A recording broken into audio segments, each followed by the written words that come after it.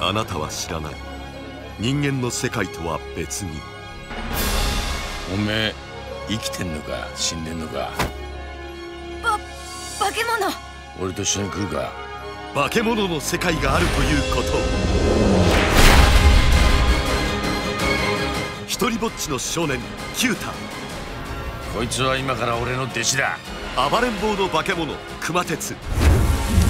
ひょんなことから始まったおかしな師弟関係。俺は師匠だぞ。俺は弟子なんかじゃねぶつかり合い、やめちまいな。なんで人間の子を弟子なんかにするんだ。認め合い、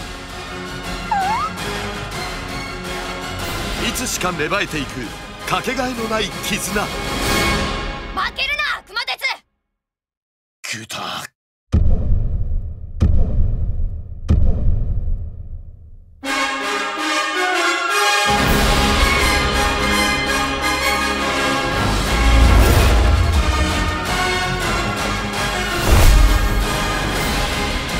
あなたはどこから来たの？